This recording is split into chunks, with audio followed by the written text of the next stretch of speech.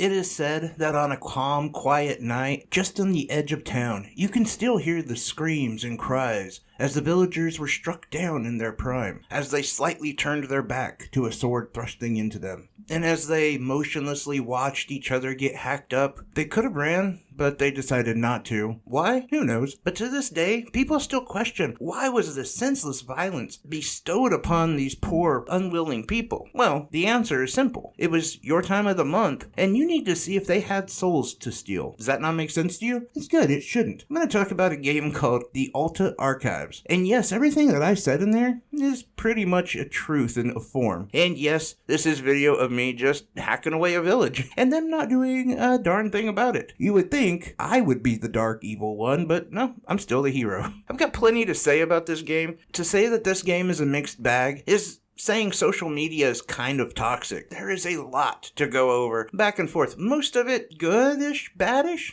Let's talk about it, and let's start off with the story. So you're essentially a form of a refugee, as the city you lived in pretty much was just dilapidated. And it was like a utopia, but it was destroyed in some unspeakable horror. Basically, the Dark Lord returned and destroyed your village, is what I'm guessing. And once you wake up, you find yourself as a prisoner, and you are the bearer of the Ark, which essentially means you need to go around and collect souls, because once a month, the Dark Lord will return, and if you do not have these souls, well, it'll just lay waste to everybody. So you see what I'm saying? This does make sense. And yeah, even though this bad guy seems like they were a fever dream of Playtex, he's still kind of a badass, to be honest, and completely wrecked my day. The thing is it's important to realize that you need to go out and kill a bunch of monsters, collect their souls, and bring them back to the village. And there's like this fountain area you can load the souls up into. Now, it might seem kind of difficult or annoying that you have to collect these souls in basically 29 days, but this task can be done incredibly quickly. In fact, I think I did it within 2 days of playing the game. So that really frees up time for a lot of exploration, as well as following a thin storyline where one of the characters that he's kind of supposed to guide you, he essentially just meets you in villages further down the road and will give you just a quick little insight on what's going on before you're once again left to your own free will. And I think there's something really charming about the aspect of the exploration of this game. And even the monsters in this game, some of them legitimately look kind of creepy. And I don't know if it's just because the graphics are a little not great, or if it's because any one of them can kill you without you really knowing how, or even feeling the hit. And that takes us to the bad. Things that are just not great about the game. And we're going to start off with the combat system, because this one is arguably my biggest gripe. See, it's based on a stamina system, and it's almost turn-based, but you wouldn't know that by playing it. You can just kind of repeatedly spam an attack button and they'll attack. But your enemy will also do the same without you knowing when you take a hit, how to dodge, or how to negotiate the battle at all. And if you're not watching your health, you'll just die. Like, I know that sounds ridiculous because any game is that way. But no, you don't see the animation at all. And you barely see your own animation of hitting them. It's very random, even including the enemy's movements. In fact, there's many times where I have stopped hitting them and they're moving and then they died. It's like they are an old school wrestler, you know, like think of Ric Flair back in the day. Not to mention the fact that, okay, you can upgrade your stuff, and you can upgrade your equipment, and even your own base stats. HP, attack, defense, all that. But when you do, I really couldn't tell a difference. From the first time I upgraded my attack to the last time, it felt like it took the same amount of hits to take down most enemies. And the cost of this gets increasingly expensive, as the only way you can do this is by collecting this material. Basically, it's called gear. I don't know if it's just random gear that you somehow can put inside your body or something. I don't know. I'm not here to analyze that part, but that is how it works, and it just, I don't know. It almost seems pointless. Not to mention the big one for me, which is time. And no, I'm not talking about our monthly visitor that steps by, known as the Dark Lord, or whatever people are calling it these days. My thing is, it's the daily time. Everything in this game is kind of centered around time in a way. And the first way that you really notice this is the time allowed in a given day to do what you need to do. You see, your character must have some sort of like timed narcolepsy or something. You can be in the middle of just a knockout brawl where most likely monsters are ripping your flesh and you're stabbing them and fighting them back and the whole world is going chaotic in front of you. But it's 12 o'clock and your character just falls asleep. It doesn't matter what they're doing. At 12 o'clock, your character will always just fall asleep.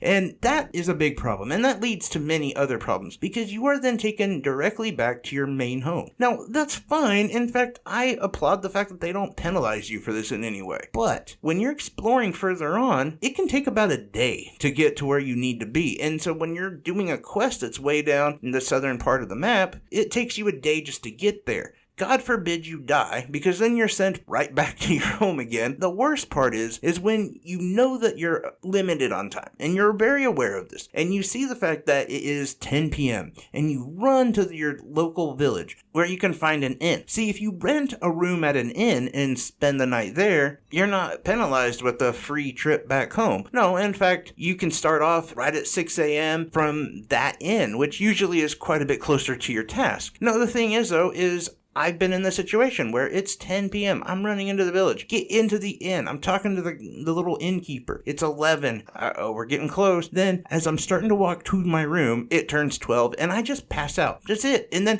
instead of taking me to the room that I paid for, that is part of that inn, they send me all the way back to my main hometown. And this becomes an issue after a while, to be honest, because it just takes up so much time of you just navigating from point A to point B. You aren't really allowed to explore very much. And there's a lot of negative things to this game. Just quickly, the animation, the stat building, the fact that sometimes you can be right up against a door and it'll finally open. Other times you can be like 10 feet away and you'll go through that door. The customization of the character. It asks you a lot of questions and asks you to specify how you want this character to look, but ultimately they want it to just be a few presets and nothing of your own making. Again, the combat, all of this stuff. Now, it doesn't have any performance issues, I must say, but the saving grace of this game is exploration. That's where the charm is, that's where the fun is just being able to explore different caves, different wells, dungeons, and just have fun. But you can't really do that because of the stupid time mechanic. And so for me, this game really became a question of what type of game is it? Like, what is it? What is the goal here? What are we trying to do? At first, it kind of came off as just like a first-person dungeon crawler. Okay, cool. But you can't have such strict time limitations on a game that's supposed to be embracing exploration. Is it a quest fetch type game? I don't know, maybe to an extent. And the thing is there's multiple things about this game that you'd actually end up liking,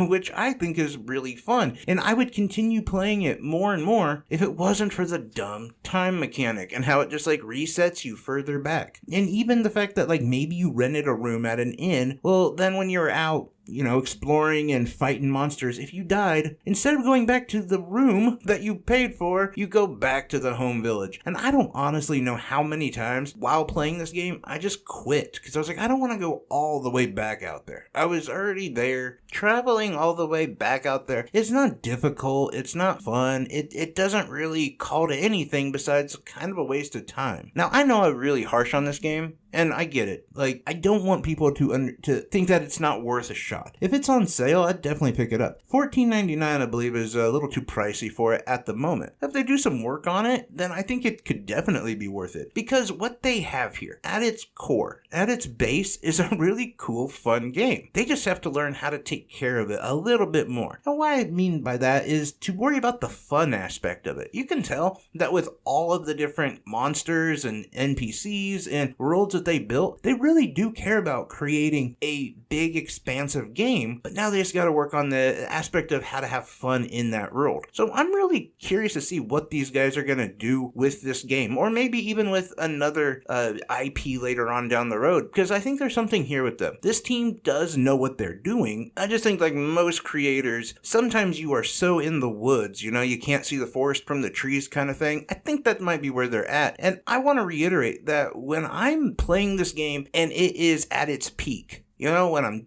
exploring and I'm finding equipment and I'm beating monsters up and all that, I have a lot of fun with the game. I think it's really cool. And I don't even mind the animations. I don't even care about having to just trade blows back and forth with the monsters and stuff. That's fine. It's just the fact that you're then at that peak and you're having fun, you're exploring, you gotta keep watching the time. For me, that's a big problem with the game. Outside of that, I think you can kind of get by with some of the other issues that are here. I think that there's enough charm and and different biomes and diverse locations you can go to that I think could keep a lot of people interested and engaged with the game. Maybe add a little bit more equipment to make the stat changes just more pronounced, honestly, because you can see the HP and that makes sense, but things like the attack and defense, I just really couldn't tell a difference. But if you focused on those things and took away the time mechanic, you'd have a really good game, because honestly, there's not a lot of performance issues either. Yeah, there's like little glitches and bugs, but anytime you play a game of this magnitude, there's going to be some problems here and there, but nothing major. Nothing that ever just caused the game to soft lock or to crash or even really to lag too much. There was a little bit, but it wasn't that bad.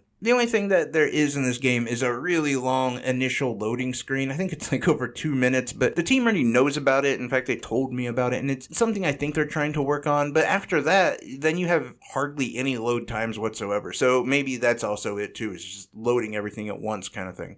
But either way, I'm kind of curious what you guys think about it. If this is a game that you're going to kind of keep on the wish list, or you're going to watch it a little bit, or if you're just not really into these type of games, I'm kind of curious on any and all of your thoughts about the Alta archives. Anyway, guys, take care. I appreciate each and every one of you.